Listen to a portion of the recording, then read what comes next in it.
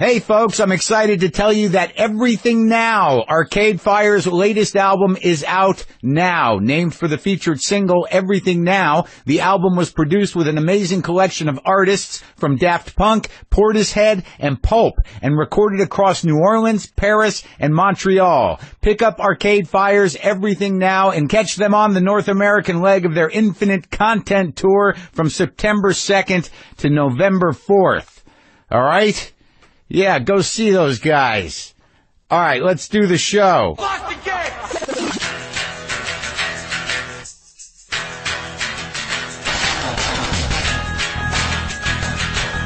All right, let's do this. How are you, what the fuckers? What the fuck buddies? What the fucking ears?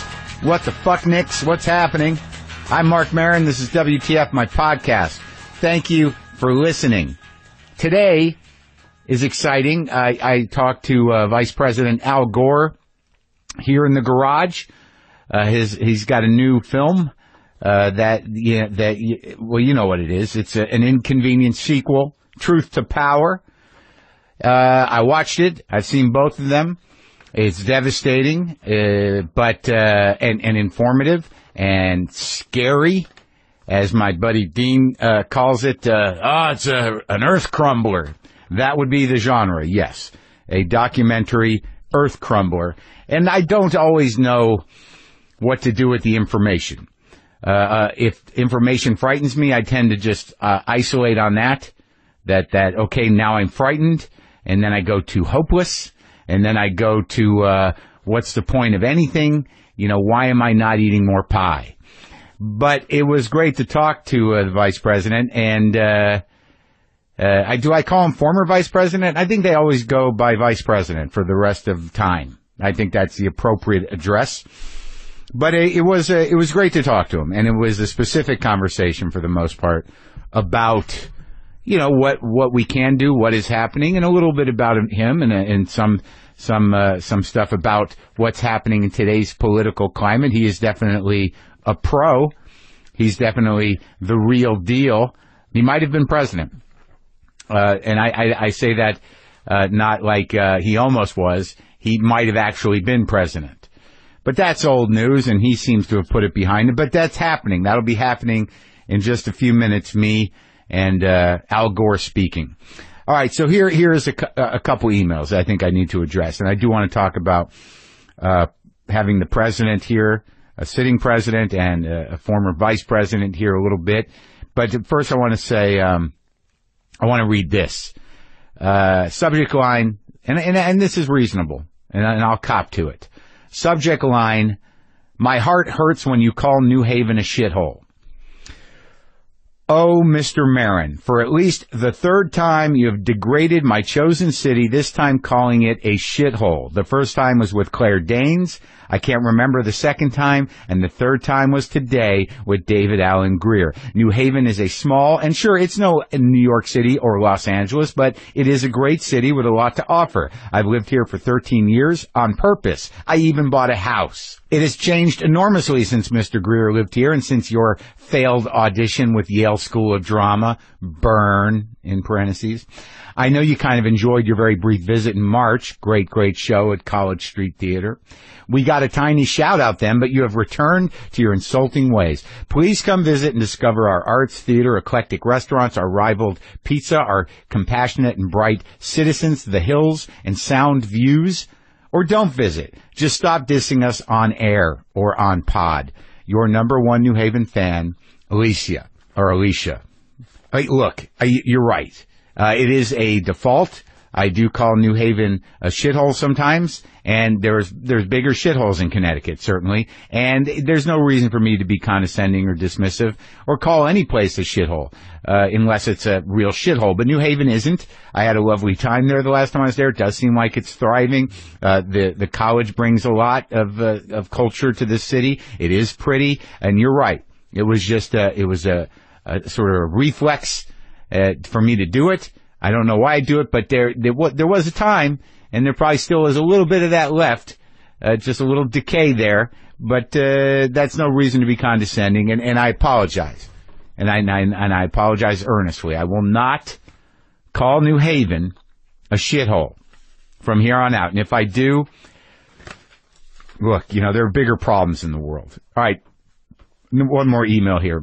I like hearing this kind of stuff because it starts negative and then gets positive. God, I'm familiar with that. Subject line, you're the best thing that's happened to my mental health. Hi, Mark. I'm listening to your somewhat recent episode with Jason Mantzoukas, love him, and in your conversation about anxiety and narcissism, it dawned on me that I should share with you how much your podcast has impacted my life and mental health. It would be remiss of me to not start by saying this. I used to hate you.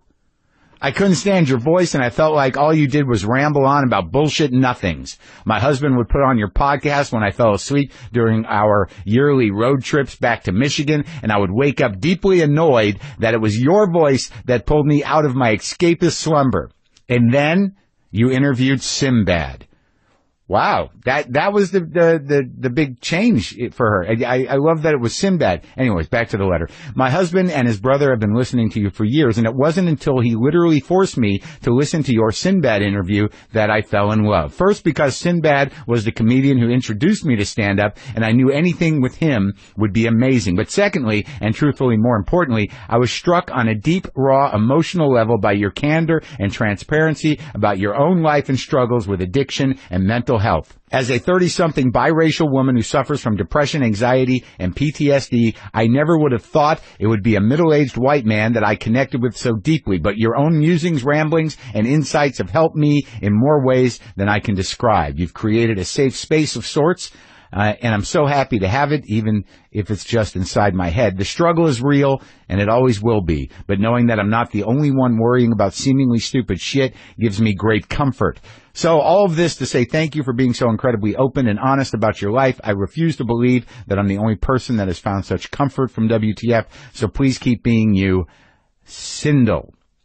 P.S. I can't believe that I'm admitting this out loud, but I'm pretty sure I'm Jason Mantzoukas' female doppelganger, right down to the curly hair, way less hairy, though. Well, I'm glad to help out, and I'm glad that I'm an acquired taste.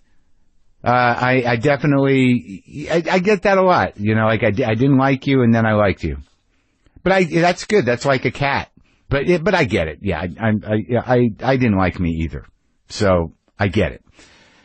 So Al Gore coming over to my house, I didn't know what to expect because I didn't know how long, the Secret Service stayed on people. I don't know what vice presidents deal with on that level. I didn't know how insulated he would be or what would happen if there was I just didn't know what would happen. And it turns out what happened was, we got a call, my producer Brendan did, and they wanted to know if some of his people could come over about a half hour early and bring lunch, for the vice president. Would it be okay if he had lunch before, our interview, our talk, here at the house? And that was the only call we got. And then we asked about security. Nope. He's just coming with his staff and a PR person. So that was a big difference considering that there was a lot of prep that went into President Obama. He was a sitting president, about 15 Secret Service, about a dozen LAPD, snipers on the roof next door, shutting down the neighborhood, helicopters were involved. It was hardcore real security shit. But nope, just the publicist came over with a few bags from a vegetarian restaurant before the vice president. He came over with, his chief of staff, I guess, or his main guy and a bunch of other people that dealt with him. And he sat at my dining room table. I sat on the computer, and he sat and ate a vegetarian meatball sandwich, some vegetarian mac and cheese. And then, and I don't know if I'm speaking out of turn here or I'm divulging anything or betraying our former vice president, but he had two desserts. I will say that Vice President Gore had two ice creams. I watched it happen.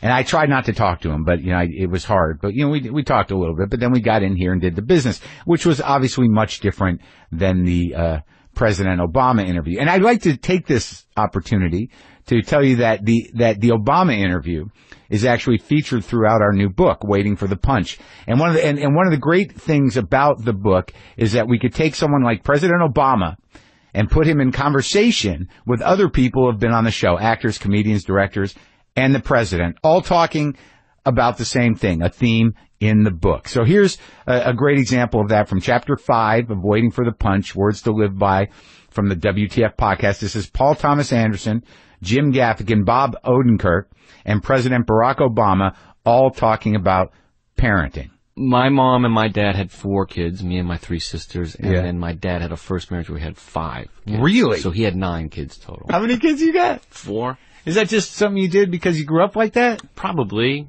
I mean, it's nice to have a lot of kids running around the house. Really makes you feel good, right? Yeah, it's like having a warm fire. And every once in a while, it's like throwing a bag of cats into a warm fire. Sure. I mean, it could be a nightmare, but it's the best. I think we've been culturally told that it's weird. I think that people have been told that, like, by the way, when you think about it, if someone says, I have 6 cats, you think they're crazy. Yeah. But what if someone really enjoys 6 cats and their apartment isn't covered with cat turds? That's a long shot. And, there's something about, I make a decent living, so it's, as long as I can afford a decent cheeseburger, I'm all right. It's not like I need a boat. Yeah. You know what I mean? That's how I always describe it. I'm like, whoa, I can't get my boat. It's like, so I'm going to be balder a year earlier. Yeah. It's like, well, what you're saying is that you'll do, whatever's necessary for the kids, and you love the kids. And what I get from these kids is immeasurable. And I know it sounds like a rationalization, No, not but rationalization. It's amazing. And how old are your kids? They're 9 and 11. Wow. Yeah, they're growing up. It's great. You like it? It's nice, yeah. It's nice that they're getting older because the other option is they pass away at a young age.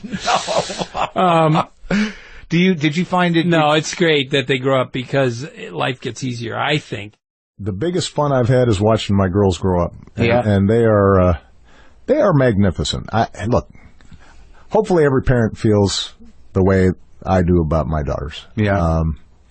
But I think they are spectacular. And when Michelle and I came into office, the biggest worry we had was, is this going to be some weird thing for them? And are they going to grow up with an attitude, or are they going to think that everybody eats off of China? Right. And are they? And it turns out that they've just become, they're kind, they're thoughtful, they treat everybody with respect, they don't have any kind of airs, they're confident, but without being cocky. Mm-hmm. They've got great friends. They've been able to, they're not stuck in the bubble the same way I am. Mm-hmm. They go to the mall, they have sleepovers, they go to prom. Malia's started to drive. They're doing great. So my biggest fun has been watching them grow up. Now, unfortunately, they're now hitting the age where they still love me, but they think I'm completely boring. Yeah. And so they'll come in, pat me on the head, talk to me for 10 minutes, and then they're gone all weekend, right? And they break my heart.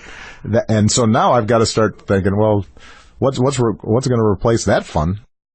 It's wild to hear it all, and then to read it all is even more intense. I can't explain how much I love the book we put together. That was Paul Thomas Anderson, Jim Gaffigan, Bob Odenkirk, and President Barack Obama, as you'll read in the parenting chapter of Waiting for the Punch. You can pre-order your copy now, and when you upload your receipt to our pre-order site, we'll send you a special Waiting for the Punch book plate signed by me that you can stick right on the inside cover of your book. Just go to WTFpod.com and click on book at the top of the page, or click on the cover of the book anywhere on the site. There's also a link in my newsletter and on the WTF social media pages. Dig it. All right. So that's that. So me and Al Gore. I felt like he was a sweet, smart, earnest dude who cares a lot about the world. But before I get into that, We are sponsored today by Sony Pictures Classics and the new movie Brigsby Bear. It stars Kyle Mooney of Saturday Night Live along with Mark Hamill, Greg Kinnear, Matt Walsh, Michaela Watkins, and Claire Danes. Brigsby Bear is the story of James, a bright but sensitive young man who was obsessed with a clever, goofy show called Brigsby Bear. One dramatic night, James's world is upended when he learns that the series has been canceled, so he decides that the show must go on as he attempts to create his own Brigsby Bear adventure. Brigsby Bear has been charming film festival audiences around the world from Sundance to Cannes, and critics agree that it's definitely one of a kind. Slash Film calls Brigsby Bear unlike anything you've ever seen, while Thrillist says it's funny, sweet, and appropriately deranged. And Nylon Magazine calls it a truly original and remarkably touching comedy. Brigsby Bear is playing now in New York and Los Angeles and opens nationwide on August 25th. Brigsby Bear, coming soon to a theater near you. Classic tag. All right, so look, global warming, the end of the world. Is it happening? I would say that most intelligent people, and I mean that, for most intelligent people, the jury is in. It's happening, and we have something to do with it. Knowing what to do about it, as an individual, as a person who just is living life, yeah, that's trickier, and I'll talk to Al Gore about that and about other things, but I don't know what it's going to take. I was in Florida less than a year ago at my mother's in Hollywood, and we got home late at night, and the streets along the ocean were filled with water. I'd never seen it before. I don't know when that started happening. I asked my mother, when did that start happening? And she goes, I don't know. It just happens now. It's some sort of tidal thing. No, it's water levels rising. And I know some of you, probably not many people that listen to my show, are saying like, no, that's not what's happening. Hannity says it's actually the sand rising and that some of the buildings are too heavy. That's all. You know, it's a cyclical thing. Sand rises. It's not global warming. So, just stop. Don't be crazy liberal with this. What's so terrible if if the water moves in a little bit? If we add more sand, that's what Hannity says. More sand will solve the problem. Yeah. But it is an issue, and it's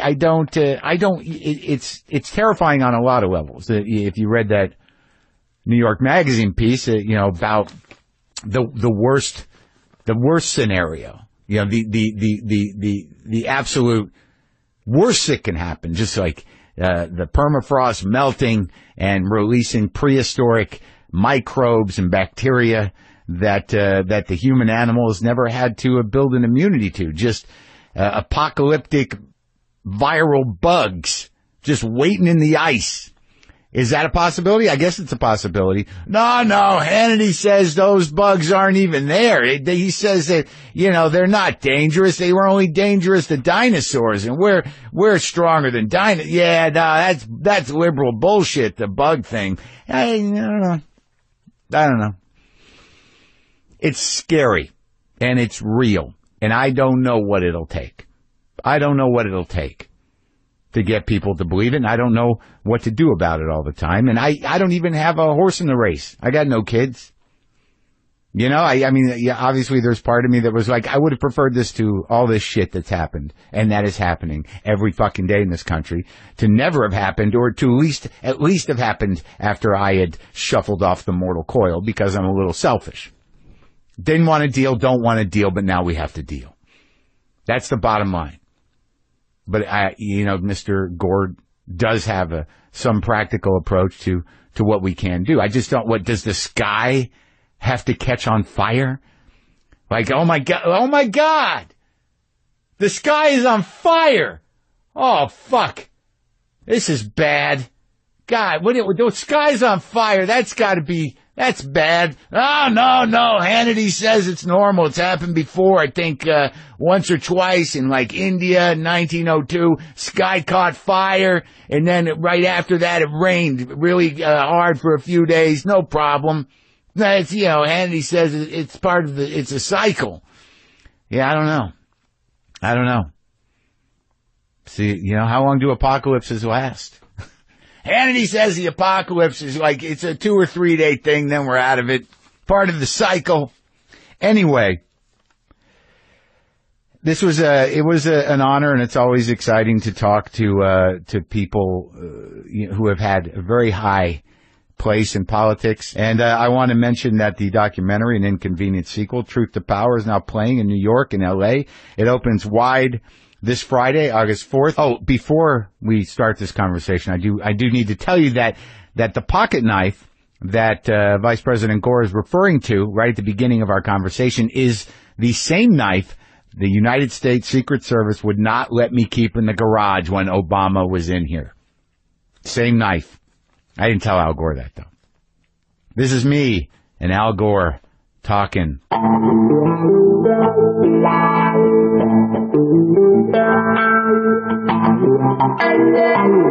That is a mean-looking pocket knife. Yeah. I just have, I don't know where that... I just have stuff around in case people want to play with stuff.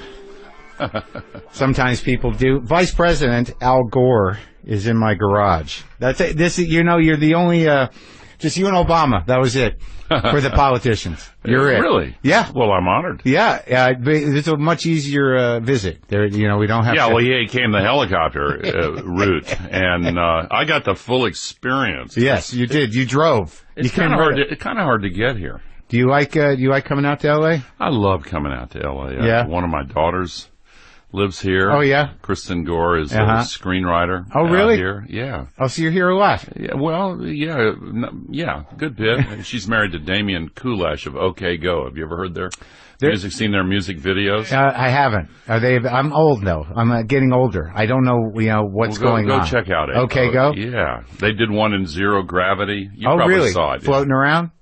Yeah, that's fun. Anyway, so I come out here to see them. Yeah. And Participant Media is out here, and Paramount, and they've made this the sequel.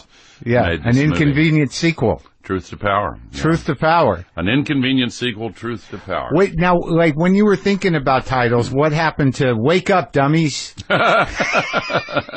What do I got to do, you idiots? Yeah, well, we discarded that one there.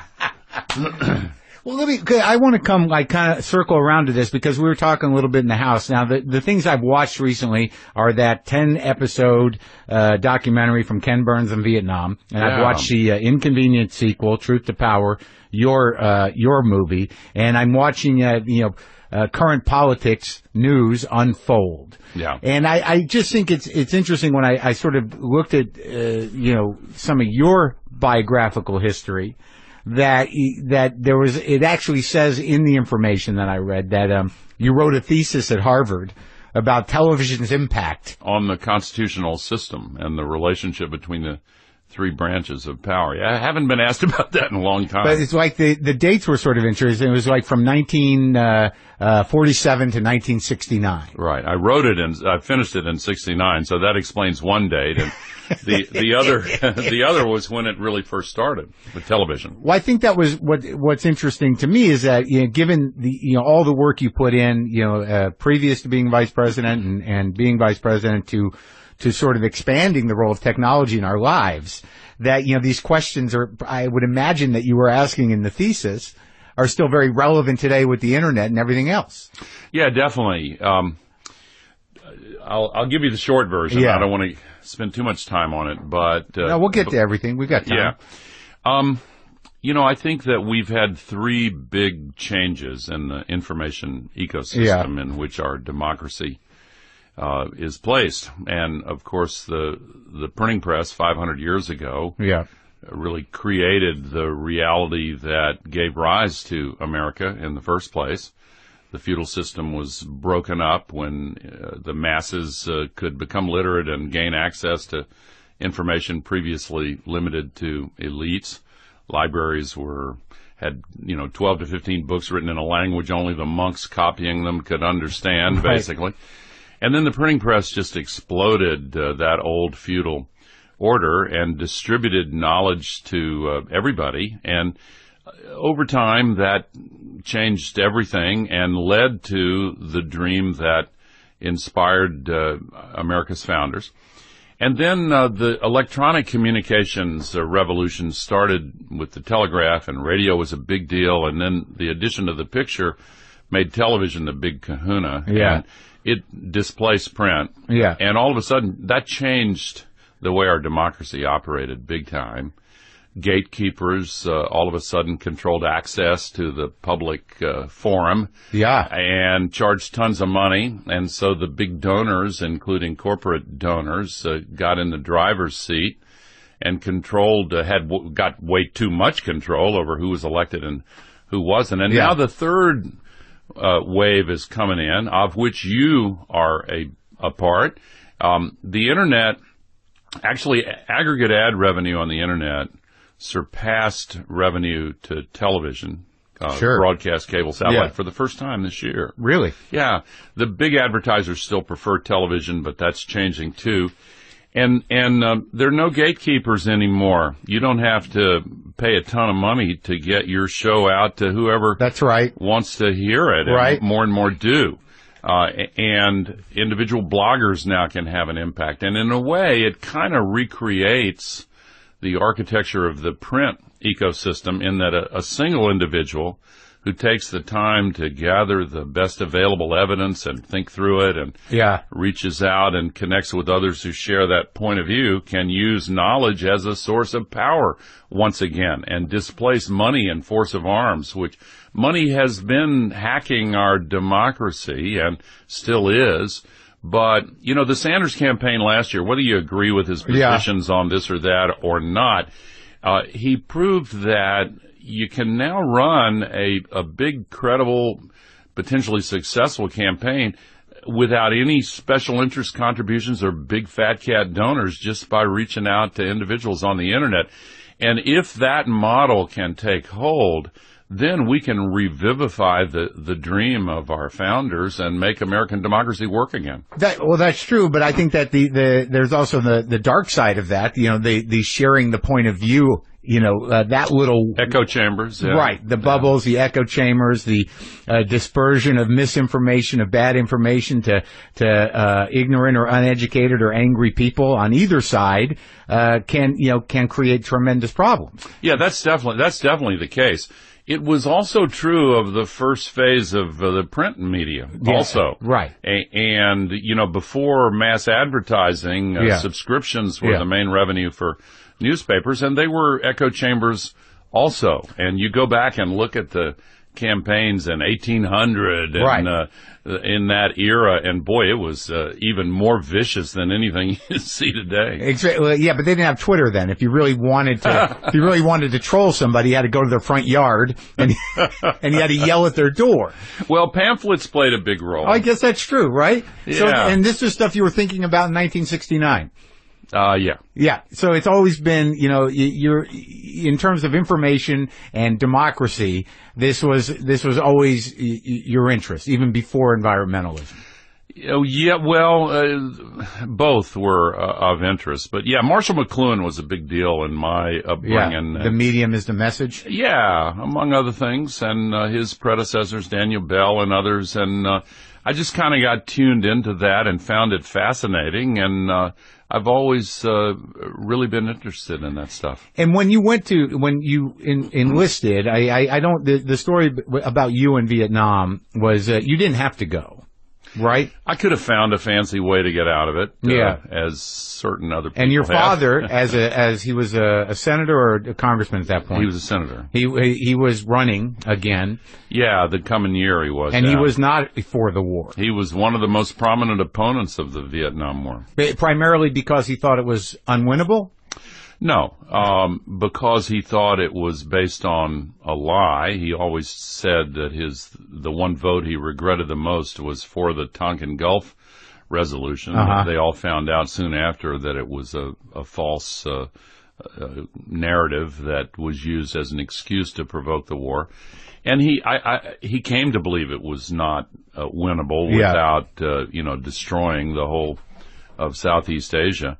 But I was really proud of him. I was a college student during that time. But the reason I volunteered to go is that my upbringing was in two places, the big city of Washington, D.C., where my father served there, and then a small town in Tennessee, and that was my emotional, spiritual home always, still is now. Yeah. And, everybody knew who was on the draft board. Everybody knew who was up in each month. And yeah.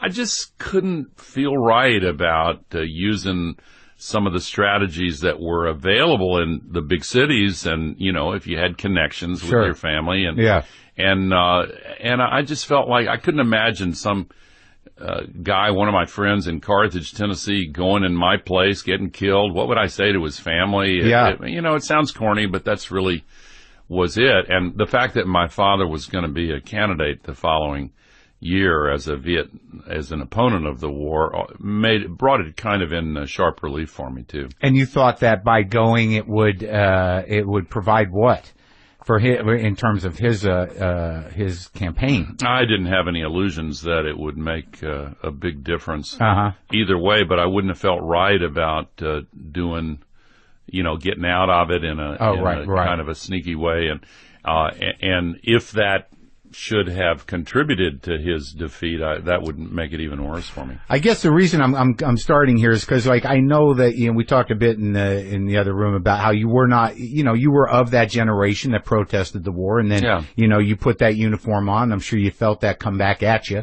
The contempt from the people, other students. I actually did. I did feel that, and it was quite a shock.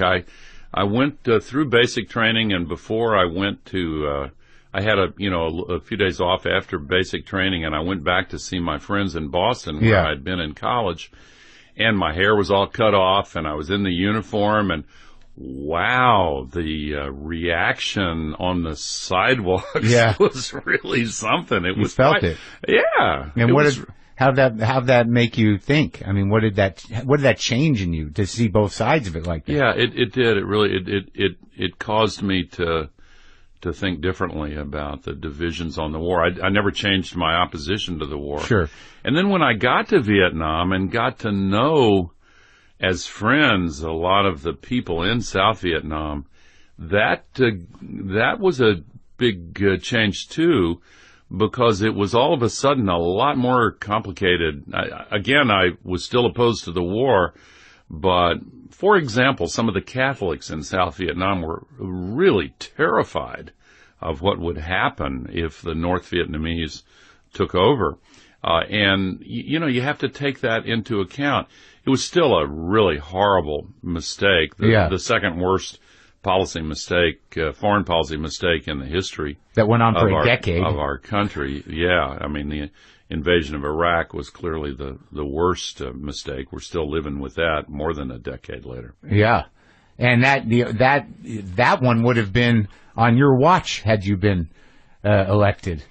Yeah, and I like to think a lot of things would have been different, but no point crying over spilled milk. But the thing that struck me about the documentary was it seems to me that the anti-war movement and the progressive movement and everything that happened in the late 60s and early 70s is still the dividing line today. That there's the right and the conservative movement, and then what happened against that war, really out of that came, new progressive politics, environmentalism. It all seemed to happen around the same time. Yeah, I think for you and me and people who lived through those years, it may have looked like the starting point of that, but I think that left-right division goes back much further. Oh, yeah? Yeah. Yeah, well, you've done the homework. Like, how far back? It's just always been there, huh? Well, Hamilton and Jefferson were on opposite sides of a lot of things, and back to the English Revolution before that, and I'm sure somebody more learned than me would take it even farther back. And what made you, when you come back from Vietnam, what were you doing there? What capacity were you serving? I carried a pencil and an M16. You had the M16? I was an Army journalist with orders to travel all over the country, writing stories about whatever the combat engineers were doing. And I went all over the country. It was really, really very interesting. And you come back and you decide, what made you decide to go into politics? Well, I didn't. I thought politics would be the last thing I ever did. Really? Yeah. since my dad was in it, as a little kid, I thought I'd do what he did, and he and my mom both were heroes to me. But when I saw the Vietnam policies, and even, Johnson, and then after that was Nixon, I thought, wow, I want nothing to do with this gig. Yeah. And I thought I would be a journalist. The Army actually, I went in as a private. They made me a journalist, and I wrote stories over there that caught the attention of my hometown editor. And when I got back to Tennessee, he called me and offered me a job, $95 a week. Mm-hmm. And so I started doing general assignment, and then worked my way up to police beat, and then City Hall reporting. We called it the Metro beat. Yeah. Became an investigative journalist before that title had any cachet. Did you love it? At all. I absolutely loved it. And I got, I started writing stories about corruption in local and state government. And my editor was kind of a pioneer, a guy named John Sigenthaler, and he sent me to a school for investigative journalism. And I'm telling you this story because it's relevant to what's going on today. It was in December of 1972. Nixon had been reelected in a landslide. But these two young hotshot reporters at the Washington Post, Woodward and Bernstein, had written these amazing stories. And the group of us from all over the country who were digging into investigative journalism were talking about whether or not investigative reporting was dead because nothing was happening. Nobody seemed to care about these incredible stories. Yeah. And we thought, oh, well, maybe in the age of television, nobody really takes the time to read this stuff and connect the dots anymore. But then 3 months later, all hell broke loose. And, the spiraling downward of Nixon led to his resignation. And the reason I bring it up, of course, is that right now, a lot of your listeners, a lot of people all over the country are connecting dots on their own with the Russia story and the Trump White House and all of that. And I hear some of the same questions. Does nobody care about how grotesque this is? And underneath the news cycle is an investigation. And like the Watergate investigation, it may be following its own rhythm, hidden from public view, as it should be. Yeah. And when they get a package of connected dots and surface what they've found, who knows what's going to happen? It may well be that the next several months are going to be a challenging time for our country. It sure feels like that, doesn't it? Yes, it feels like that to me. And I having you come over here to talk to me, knowing what you've seen both inside politics as a young man, but also being on the inside of difficult times. Yeah. Do you worry for our system? Yes and no. Yes, because as a citizen of our country, we all have a duty to be alert and diligent. But no, because I think we have more resilience than we sometimes realize. Yeah. The courts have already blocked some of the crazy things he's proposed, and even this Congress is failing to support some of the other things he's trying to do. And the state governments and city governments, Jerry Brown here in California is a hero on climate. Yeah. After he withdrew from Paris, the states and cities and business leaders filled the gap and said, we're still in the Paris Agreement. We're going to meet the commitments anyway. So I think there's a lot of resilience. Just today, some of the Republican senators who, by my lights, have been way too slow to speak up against Trump are all of a sudden saying, hey, don't fire Sessions, don't fire Mueller. As Lindsey Graham said, it'll be holy hell. I was glad to hear him say that. And you know these guys. You worked with these guys. They were all there when you were there. Yeah, a lot of them were. I was in the House with John McCain and then in the Senate with John McCain. And I know Lindsey Graham very well and most of the others. Yeah. And I don't know. I could be wrong, but I think they're beginning to find a real source of strength in standing up to Trump. Well, you did cover some of that, the state governments, stepping up to fill the gap environmentally in the film a little bit. There's that governor from Texas, right? Or is he a governor? No, he's a mayor. The mayor of Georgetown, Texas. Yeah. Mayor Dale Ross. Yeah. Conservative Republican Trump supporter in the heart of oil country, yeah. the reddest city in the reddest county in Texas, but he's a CPA, and he did the numbers, and he said, if we switch to 100% solar and wind, we're going to save money. And they've done it now, and the electric bills are going down, and the air is cleaner. Isn't that interesting? So it took economics, not science, but economics. Right. And he says in the movie, you don't need scientists. Isn't it just better not to put stuff in the air? Right. Okay, that works for me. Sure. And that is a trend that you see picking up speed? Absolutely. And it's driven by a couple of big changes in the last decade since the first movie, An Inconvenient Truth, came out. Number one, the climate-related extreme weather events are way more common, way more serious. There are 100 fires going on right now as we're talking. These rain bombs and mudslides and droughts and the sea level rise. I mean, Mother Nature has entered the debate. Turns out she's more persuasive than any of us. And that's the first big change. The second change is the solutions are here now. Yeah. The cost reductions for electricity from solar and wind are just so dramatic. It's almost like computer chips. Yeah. Mobile phones, flat screen TVs. And when they scale up the production, the cost declines increase. And now And jobs. There's new jobs. Absolutely. Solar jobs are now growing 17 times faster than other jobs in the economy. And the single fastest growing job is wind turbine technician. Yeah. So this shift away from dirty fossil fuels is going to be a big economic boost in the best way. Well, let me ask you a question, though. As somebody that was in the House, in the Senate, the Vice President, this fossil fuel paradigm, this oil paradigm, with all their lobbying and with their, corporate power. Yeah. How at this point, I mean, it seems that, what we're, obviously the sort of one step forward, two step back thing is relevant and happens. But it just seems that we're back into the full-on petroleum paradigm with this administration. That they even with the progress, and even with some of the oil companies moving into cleaner energy, that there's still this need to gut the government and exploit anything we can in the name of fossil fuels, philosophically from this administration. So how did you reckon with that when you saw it in Congress, in the Senate, and as a vice president? What do we do now with this almost spiteful return to the oil paradigm? Yeah, it's a problem, and they have a lot of power. They're among the biggest campaign donors. They have these huge lobbying teams.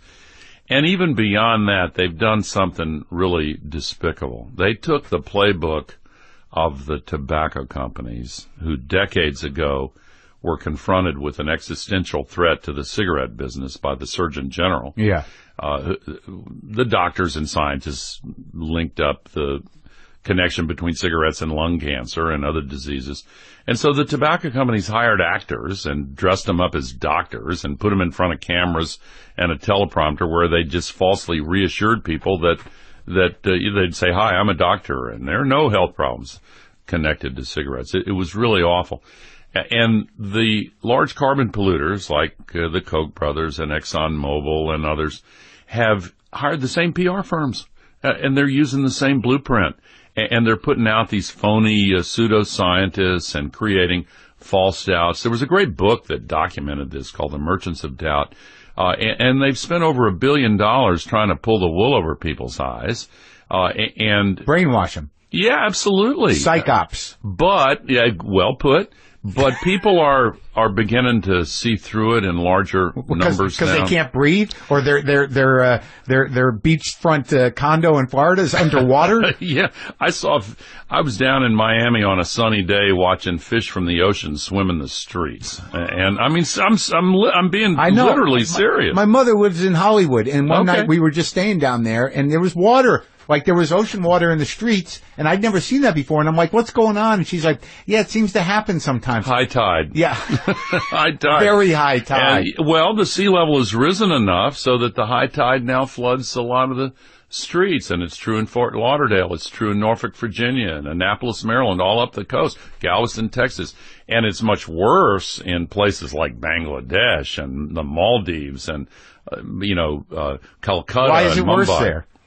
Well, because there are many more people who live in low-lying coastal areas and don't have the money to build seawalls or protect themselves. And so the world is girding for these larger numbers of climate refugees. But in any case, because of the impacts that are getting so much more serious, people are waking up to this. And because the alternatives are now cheaper, as we talked about in Texas, people are saying, okay, we can solve it. We don't have to get into the science of it. We don't have to use the words global warming. We can just say, okay, let's get cleaner air and create jobs and save money all at the same time. But, not to be cynical or to be realistic in the sense that, when you talk about the Koch brothers or where you talk about ExxonMobil or when you talk about these PR firms that twist it, I mean, they live on the same planet. Yeah. I mean, like, what is in your experience, what is their end game? Are they like, well, we're gonna build some sort of new suit that we can all wear when it gets too hot to live? Like, where does capitalism see the climate change and what the world is going to look like as opportunity? I mean, where's their conscience in this? Well, I think that some of them go to great lengths to avoid engaging their conscience. A great investigative journalist over 100 years ago, Upton Sinclair. Right, the meatpacking thing. Yeah, The Jungle. The Jungle. He and other things. Yeah. He was great. He wrote a sentence that I think applies. He says it is difficult to get a man to understand something if his income depends upon him not understanding it. And I think, human nature makes all of us vulnerable to stuff like that. But at some point, you got to shake that off and be honest with yourself. And a lot of them are just not. And, who was the movie character that said greed is good? Oh, yeah, from Wall Street, Michael Douglas. Gecko. Yeah. Gordon Gecko.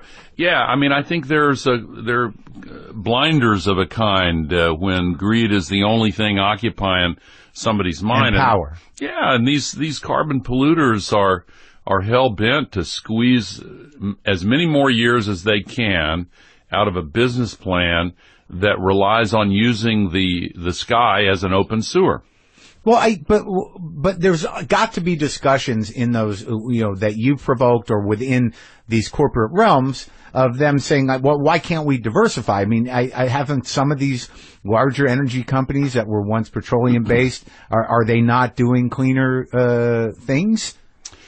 Well, two points. First of all, the LA Times, Inside Climate News, Columbia Journalism School, there was a Pulitzer Prize given for the work last year, maybe it was 2 years ago, where they went back and looked at how companies like ExxonMobil put their scientists on this task decades ago. They totally knew. It's like Vietnam. Yeah, well, they figured it out, and wherever the rising seas affected the location of drilling rigs, they made the adjustments. They planned out how they were going to take advantage of the melting polar ice cap, and yet there came a time when they made a very cynical, immoral business decision to consciously, deliberately confuse the public by saying falsely, this problem isn't real. And they gave lots of money to these climate denier groups to go out and manufacture false doubts. It's part of the business plan. I get it. Yeah. And it's really unethical. Of course. And the problem is, like, I was trying to think about, how I felt when I watched the movie, and I saw the first movie, and, I don't know that I changed my life dramatically after I watched the first movie. I felt worse. Yeah, I think I used a less plastic. I'm very aware of the bags and stuff like that. But in terms of what I do as a person, and then when I watch this movie, and I can see as a 53-year-old man the weather changing and everything else. What do I do, and how do I deal with this information? Yeah. And I think a lot of people are just sort of like, yeah, I kind of know what's happening, but I don't want to. I kind of want to deal with it. Yeah. Well, when I grew up in the South, the civil rights movement was gaining momentum. Same kind of thing. People who knew it was wrong to discriminate on the basis of skin color would say, what do I do? But then the laws began to change. Yeah. People won the conversation. It became clear. What's different now is that it's much easier for people to be a part of the solution. You can contact one of the solar energy companies here in California, and here's the deal they'll make you. They'll say to you, we'll put solar panels on your roof, and the next day your bills will drop 20%. Yeah. How much will it cost me? $0. They'll do it for nothing. As an American, my first thought is like, they're going to stick me somehow. No. The laws in California make it possible for them to make a profit and give you savings on your bills. Oh, because they have a deal with the electric company here, right? There's some sort of no, the electric utilities have been resistant to this, but because of the people of California having a state government that gets it. And by the way, the subsidies for the fossil fuels are 40 times bigger than the subsidies for renewables. But it's changing now because the cost of these renewables is coming down so fast. Now, Tesla's about to introduce a consumer version of the electric car. All major car manufacturers are beginning to introduce electric vehicles. India, this is great. Didn't get a big splash in the Western news. Yeah. 2 months ago, India announces within only 13 years, 100% of their cars and trucks are going to have to be electric vehicles. Really? It's incredible. India and China are closing hundreds of coal-burning plants, vastly expanding solar and wind, and they're creating jobs there. We need to get with it and push back the resistance from the big oil companies, gas companies, coal companies, and coal-burning utilities.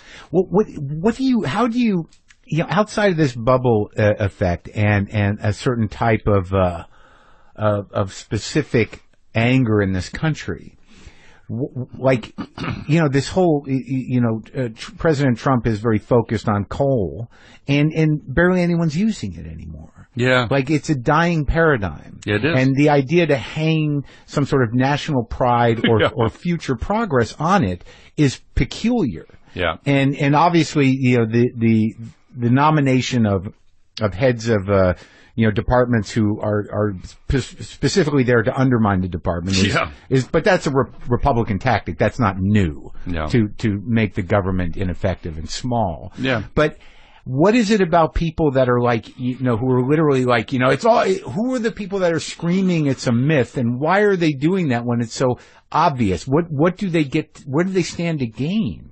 Well, some of them are paid to do it. Right. Some of them are motivated by these carbon polluters who make tons of money from it. And first of all, the coal industry is dying for sure. Yeah. And we got to take care of the coal miners. Yeah. Most of their jobs were eliminated by the coal companies with automation a long time ago. And by the way, the famous coal museum in Kentucky, in the heart of coal country, just switched to solar electricity. Oh, that's in the movie, right? No, not in the movie. I read that somewhere else. But they're saving money. But I think one of the reasons why that's irony on the good side. I like it. Yeah. Yeah. I think one of the reasons why Trump made the coal thing a big deal was that he benefited from some widespread anger on the part of people who have watched middle-class wages stagnate for decades. Mm-hmm. And they're angry about the current pattern of globalization and outsourcing, and now intelligent automation is coming in and making some of that, the job losses even worse. But that's not a partisan issue. No, but it's not. But when you have a demagogue who comes in and says, I'll take you back to the good old days. We'll recreate the past. We're going to go back to the age of coal. Well, we're not going back to the age of coal. The market capitalization of the coal industry in this country has gone down almost 90% in the last decade. Yeah. Last year, almost 3/4 of all the new electricity generation in the U.S. Came from solar and wind. The rest came from gas, 0.2% from coal. It's dirty, it's terrible. Yeah, and I guess that, the paradigm that he's trying to recreate is not just economic, it's also racial. Like, it's about white nationalism that, you grew up with somewhere down there. All of us did. Yeah, and that, I mean, geez, when your dad was in office, the South was still Democrats a lot. Yeah. Well, when I ran for Congress, for the House of Representatives the first time in 1976, my race was in the primary. There was not even a Republican on the ballot in the general election. It was practically illegal for him to run. I'm just joking when saying it that way. But now, most of the public offices are held by Republicans. And what happened when you met with Emperor Trump and Ivanka? Did you meet with Ivanka? Was it? Met with her first, and then met and spent time with the then President-elect Trump. And how did you find him as a person? Had you met him before? I had met him before, yes. He never supported me, but any elected official that goes through New York for years and years would have run into him in those years, and I did. And I actually had a chance he came to my office in the Senate on professional football business when he had that USFL team way back in the day, the New Jersey Generals. And I've protected the privacy of my conversations with him. That was not the only conversation. It continued when he was in the White House. And my focus was on trying to convince him to stay in the Paris Agreement. And I thought, really, that there was a chance he would come to his senses, but I was wrong.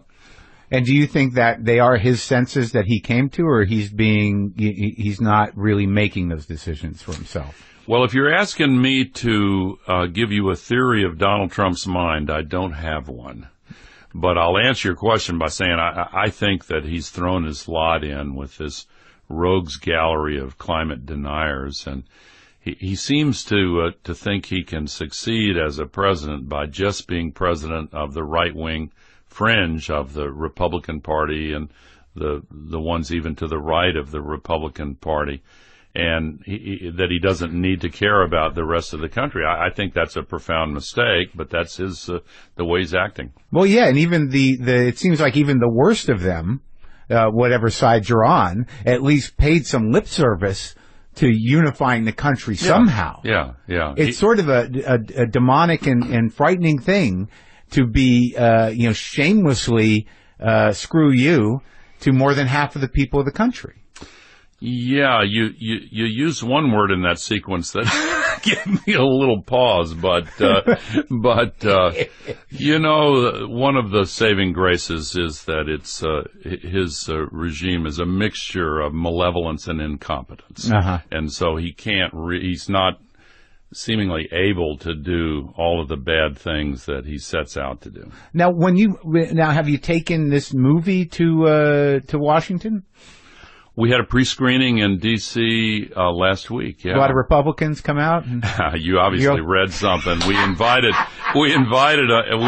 everybody, and none of the Republican members of Congress came. Guys, but yeah, some of them, yeah. But they're now in a position, the Republicans, where their main concern when it comes to re-election is not about the general election. It's about getting an ultra-conservative primary opponent. Yeah. And so they're not really worried about trying to reach out to the middle. A few are, some of them are, but the way the congressional district lines are drawn now is another part of this problem. I'm sure you're quite aware of that.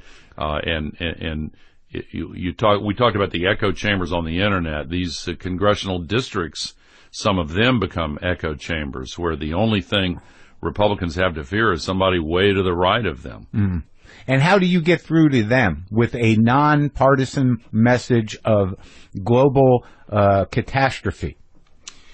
Well, it's not only a message about catastrophe. The risks are unprecedented for sure, but the opportunities are also unprecedented, and the cost savings that I mentioned earlier. I'll give you a quick example. Okay. One of the founders of the National Tea Party movement is a woman in Atlanta, Georgia, named Debbie Dooley. And the Koch brothers reached out to her group, the Atlanta Tea Party, and wanted her to support legislation to slow down solar and block solar. But she had put solar panels on her house, and she said, "What's this?" And so she joined with the Sierra Club and the Atlanta Tea Party to form a new organization called the Green Tea Party, and they defeated that legislation. And I saw her just recently on TV, just giving hell to the Koch brothers and the carbon polluters who she said are lying to people. And it's hard to find a more conservative person than Debbie Dooley. Well, yeah, because this is not this shouldn't be a political issue. Correct. So have you reached out to the Koch brothers to invest in green energy or in clean energy, renewable energy? No, I have not. I have not. Why can't that be part of their portfolio? Well, some of these carbon polluters are really not interested in investing in things that will destroy their legacy business. But if the legacy is already compromised, by just the momentum of planetary progress, you would think that they would hedge their bets a little bit at least. There was a book that came out a few years ago called The Innovator's Dilemma, and it's a little nerdier way of making the same point that if you got a business and it's based on a particular plan, and somebody comes to you with a brand new idea for something that's cheaper and better, and you're looking at it and you say, "Oh, wow, I could invest in this," and then you pause and say, "But if I do, then it's going to destroy this business I've got going, and I've sunk all my assets into this legacy business, and I'm never going to make as much money with this new, better approach." And so what some of them do is decide to just hang on and try to fool people and obscure the truth about it and keep making as much money for as long as they can from the old ways. And they try to kill that new business. That's correct. And that's what the electric utilities that are based on burning coal and gas are trying to do to solar in states and cities around the country. And they've been doing that forever. I mean, here they don't have no public transport because of the automobile industry early on.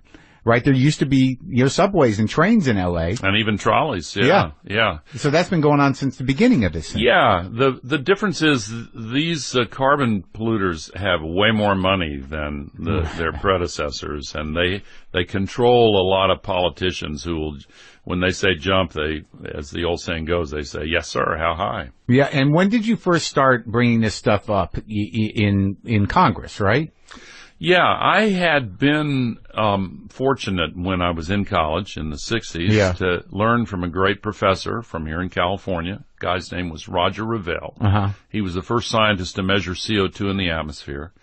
And he's the one who opened my eyes to this. And some 7-8 years after that, when I was elected to Congress, I asked what's going on with global warming, and nothing was. So I helped organize the first hearing on it. And I invited my professor to come and be the lead-off witness, and I thought it would have a big impact down there, but it didn't. And that's when I first started asking myself, how can this be communicated more effectively so that I can recreate for others the aha moment that I had learning from this professor? And it's been a lifelong journey since then. And when you do something like that in Congress, is that like you invite other congressmen, or they come to the chamber? How does that work? Yeah, well, there are committees. This was a subcommittee, and I wasn't chairman of it, but I got the chairman to let me do this. And you schedule the hearing, and the press comes, and the witnesses are invited, and there's a little crowd out there, and the lobbyists will also come. And then you go through the day with one witness after another and compile a report. That's how it works. And now you stuck with this, though, and there was progress made with the ozone issue. Absolutely, yeah. How did that unfold? Because we fixed that, right? Yeah, big success story. And actually Ronald Reagan was one of the reasons we fixed it. Margaret Thatcher, he respected a lot when she was the Prime Minister of England. Yeah. And she had a degree in chemistry, and she understood this stuff. A couple of scientists from California, Sherwood Rowland and Mario Molina, Mexico City, and La Jolla, they discovered the linkage between these chemicals called, forgive me, chlorofluorocarbons. Yeah. That were used for a lot of things. Yeah. And the destruction of the stratospheric ozone layer. Notice, first of all, above Antarctica, where this huge hole started opening up every September through November. And they said, wow, this is these chemicals. So the politicians actually listened to the scientists. Maggie Thatcher got Ronald Reagan to listen. I was in the Senate back then. Was he hard to get to listen? Not for her. I think that he Yeah. really respected her, and I think he had a science advisor who listened also. Uh-huh. And anyway, there was a negotiation in Montreal in 1987, and they passed a treaty. 3 years later, it was toughened. And that's a big success story. Yes, it'll take some time for the full healing to take place, maybe another 75 to 100 years, but it's already beginning, and so that's a big success story. Here's the difference between that problem and the climate crisis. Uh-huh. The chlorofluorocarbons, they were used in, for a while, spray cans and air conditioning and cleaning circuit boards, etc. But they were a very tiny part of the economy overall. Fossil fuels, by contrast, still supply more than 80% of all the energy the global economy uses. So dealing with fossil fuels is way harder, and yet we are doing it now. We are seeing it. There was an oil minister in Saudi Arabia years ago who said the Stone Age didn't end because of a shortage of stones. It ended because something better came along. And the oil age and the fossil fuel age is going to end not because they're in short supply, but because something better is now here, solar and wind. We get more energy from the sun in 1 hour than the entire global economy uses for a full year. So if we improve the fraction of that we harvest and use productively, then, we can replace fossil fuels. I guess it seems that when you say it like that, one of the things that scares aggressive capitalists who are part of the fossil fuel industry is they may not see a way to make a boatload of money off of that. Yes, but here's a really big change. The Paris Agreement that we talked about earlier. Yeah. In a year ago, December, huge historic deal. Virtually every country in the entire world agreed to phase out on a net basis global warming pollution by mid-century or as soon thereafter as possible. And it sent a powerful signal to all these companies and to governments at the regional, local, national level. It is really a big deal. It's almost like the old saying, the train is leaving the station, are you on or not? Right. And every country, with very few exceptions, said, yeah, we're on. So now even some of the oil companies, we talked about this earlier, but in Europe, you take Total, a huge oil company in France, they're shifting massively to renewable energy. I don't expect ExxonMobil or the Koch brothers to do it because they're still determined to try to fool the American people into trying to get them to kill solar, and they want to hang on to their old outdated business plan. So now, like when you have that big article that came out, what was it, New York Magazine, that, I could barely read it because it was so terrifying that, when you start thinking about climate plagues like, the defrosting of ancient bacteria and unbreathable air and complete economic destabilization, extinction, and these kind of things, I can see, not unlike people not wanting to really face the fact that they're going to die just as people, that the denial around confronting those possibilities has got to be part of the reason why people don't want to deal with this. Yeah, I think that's right. Human nature is what it is, and if something's unpleasant to think about, many of us are eager to latch on to any evidence, even if it's not true, that maybe we have plenty of time before we have to start worrying about it. And the magazine article you're talking about was a cover story in that magazine. Yeah. And boy, it was a hard-hitting, worst-case projection piece. Yeah. And some of the scientists took issue with it, but some others said, well, let's hear all points of view on this, and this is a worst-case deal, and maybe some of the facts are a little bit off, but we need to know if things go really wrong, it could be really bad. Yeah. And by the way, the projections of the scientific group, the Intergovernmental Panel on Climate Change, you'll hear people talk about the IPCC, they have been pretty cautious in the past. They do a very thorough job, but science is culturally conservative. They really want to hedge their bets until they can lock everything down. But when you go back and look at what they projected in previous years, they have kind of lowballed some of these things. And not to be misleading, they're trying to do the best job they can.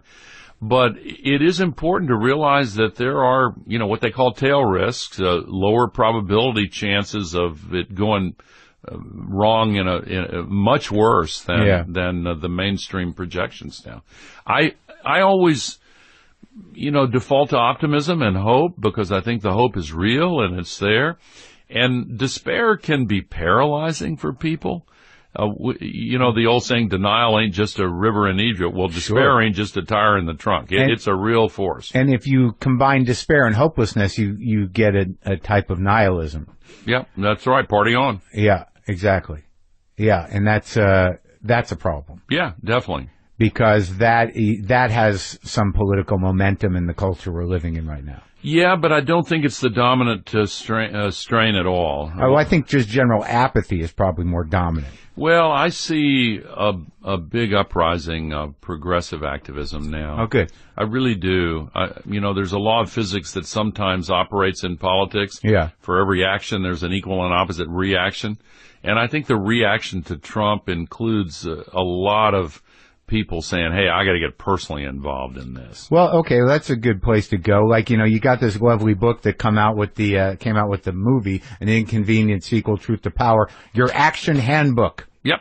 Now, this is for everybody. Everybody. Of all ages. Of all ages. And 100% of the proceeds for both the book and the movie go to the Climate Reality Project to train climate activists around the world. So, the book is getting a really good reception. And for anybody who wants to learn about the problem and the solutions, this is it. And the last 40% of it is a guidebook for how you personally can be an effective activist. And so let's start. So I guess the first step is buying the book.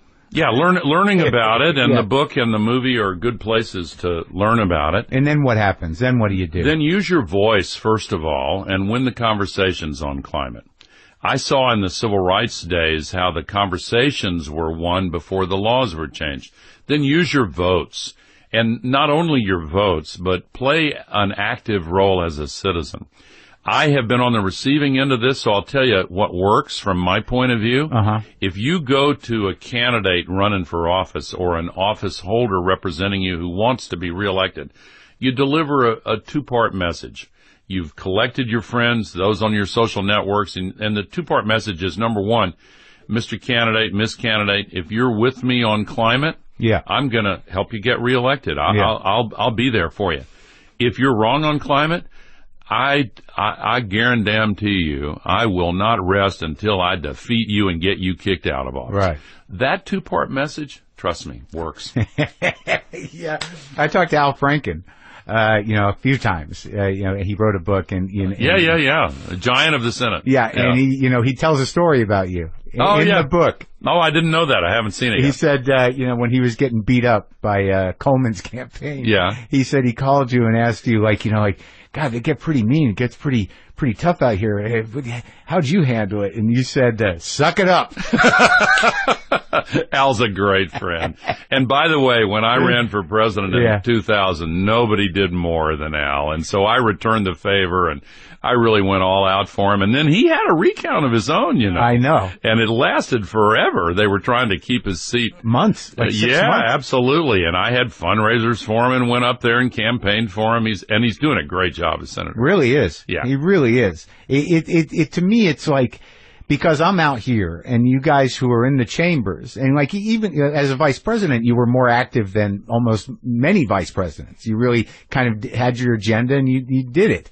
And then after you, we had a vice president who was president. In a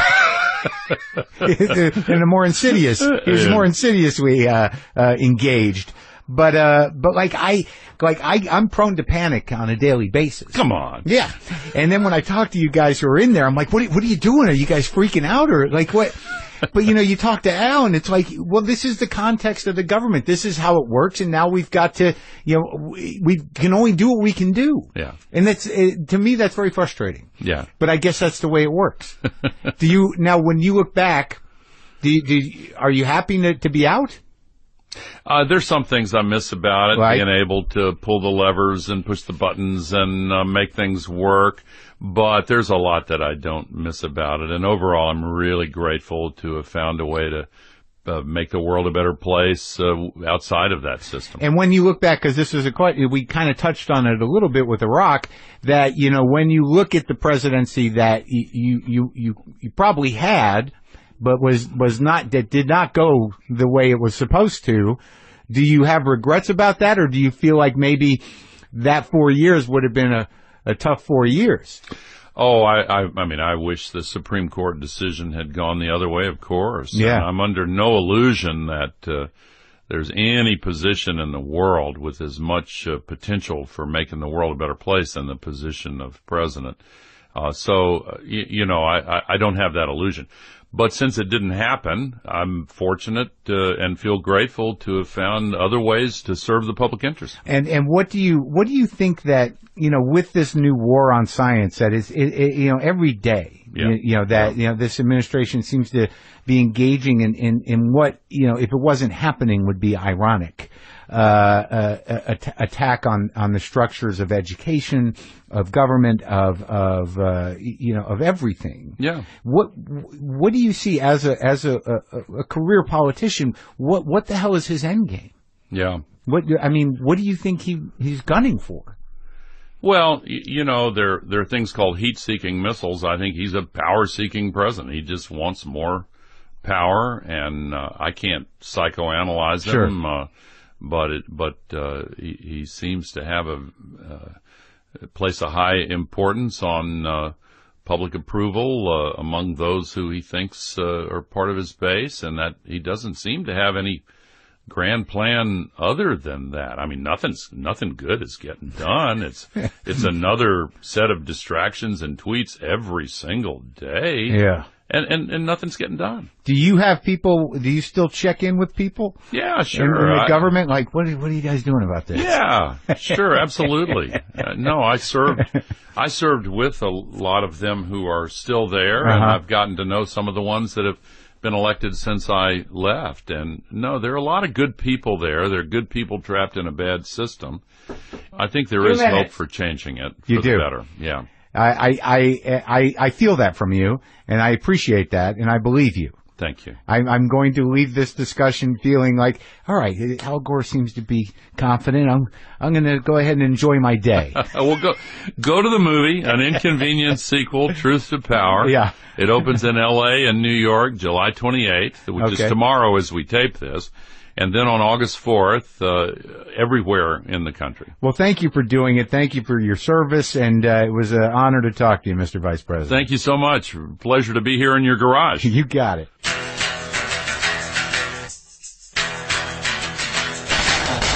That's it. That was me and the Vice President. Let's do what we can and hope for the best, folks. And I do need to say that noise that you hear at the end there was someone knocking on the garage door so we would wrap it up. Had places to go. So there you go. That's it. I don't think I'm going to play guitar today, if that's all right with you. All right? Take care of yourselves, your animals, whatever you need to take care of. Boomer lives!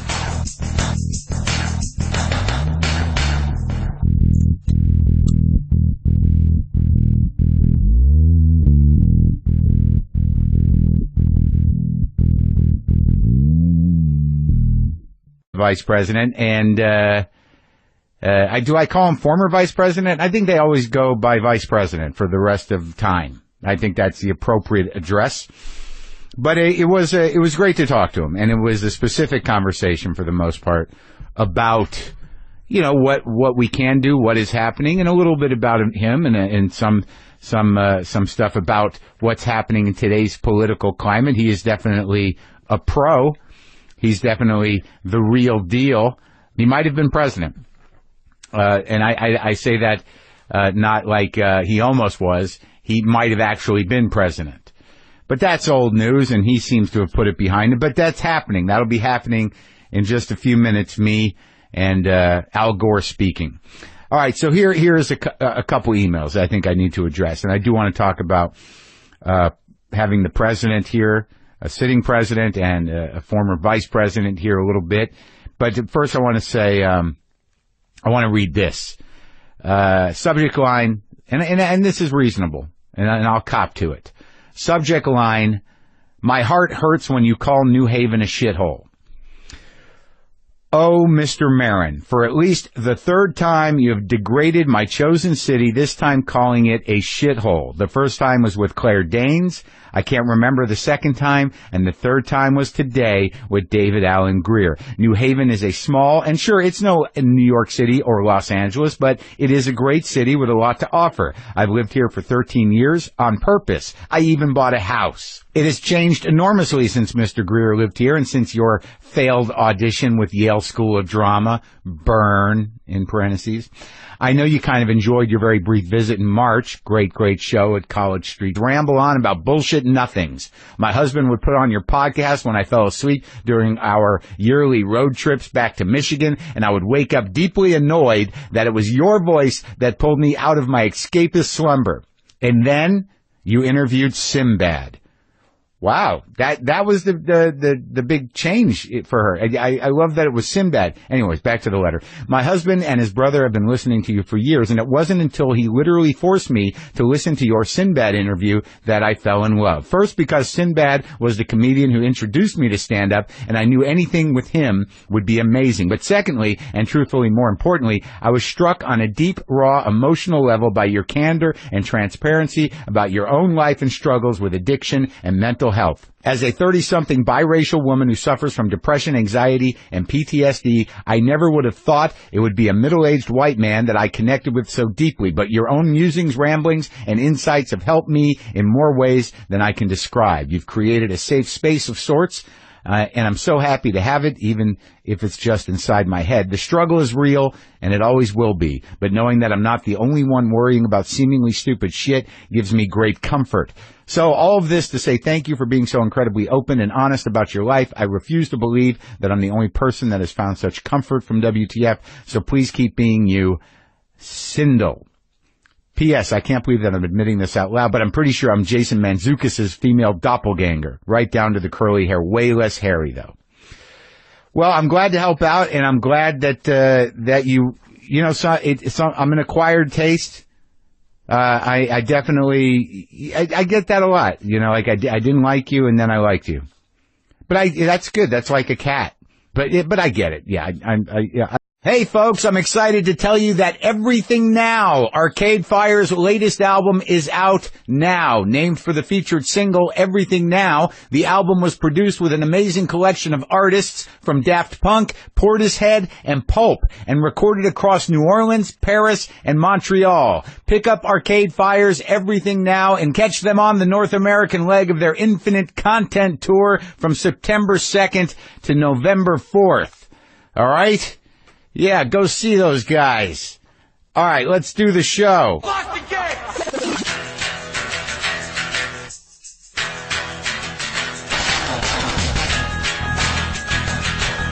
All right, let's do this. How are you, what the fuckers, what the fuck buddies, what the fucking ears, what the fuck nicks, what's happening?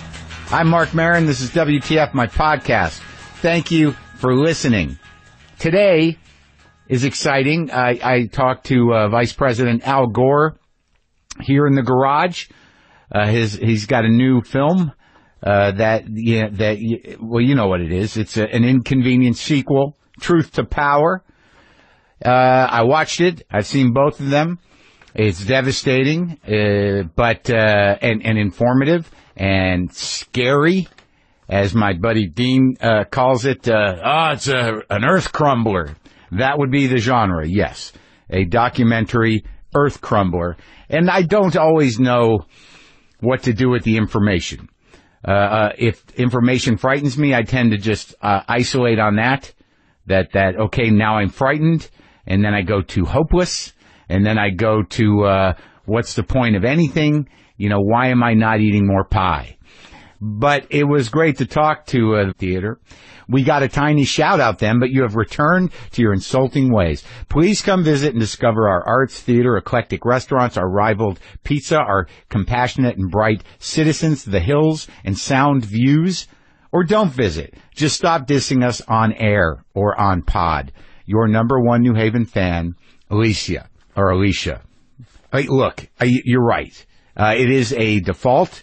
I do call New Haven a shithole sometimes, and there's bigger shitholes in Connecticut, certainly, and there's no reason for me to be condescending or dismissive or call any place a shithole, unless it's a real shithole. But New Haven isn't. I had a lovely time there the last time I was there. It does seem like it's thriving. The college brings a lot of culture to this city. It is pretty, and you're right. It was just a sort of reflex for me to do it. I don't know why I do it, but there was a time, and there probably still is a little bit of that left, just a little decay there, but that's no reason to be condescending, and I apologize, and I apologize earnestly. I will not call New Haven a shithole from here on out, and if I do, look, there are bigger problems in the world. All right, one more email here. I like hearing this kind of stuff. Because it starts negative and then gets positive. God, I'm familiar with that. Subject line, you're the best thing that's happened to my mental health. Hi, Mark. I'm listening to your somewhat recent episode with Jason Mantzoukas, love him, and in your conversation about anxiety and narcissism, it dawned on me that I should share with you how much your podcast has impacted my life and mental health. It would be remiss of me to not start by saying this. I used to hate you. I couldn't stand your voice, and I felt like all you did was I didn't like me either. So I get it. So Al Gore coming over to my house, I didn't know what to expect because I didn't know how long the Secret Service stayed on people. I don't know what vice presidents deal with on that level. I didn't know how insulated he would be or what would happen if there was I just didn't know what would happen. And it turns out what happened was we got a call, my producer Brendan did, and they wanted to know if some of his people could come over about a half hour early and bring lunch for the vice president. Would it be okay if he had lunch before our interview, our talk here at the house? And that was the only call we got. And then we asked about security. Nope, he's just coming with his staff and a PR person. So that was a big difference, considering that there was a lot of prep that went into President Obama. He was a sitting president. About 15 Secret Service, about a dozen LAPD snipers on the roof next door, shutting down the neighborhood. Helicopters were involved. It was hardcore, real security shit. But nope, just the publicist came over with a few bags from a vegetarian restaurant before the vice president. He came over with, his chief of staff, I guess, or his main guy, and a bunch of other people that dealt with him. And he sat at my dining room table. I sat on the computer, and he sat and ate a vegetarian meatball sandwich, some vegetarian mac and cheese. And then, and I don't know if I'm speaking out of turn here or I'm divulging anything or betraying our former vice president, but he had two desserts. I will say that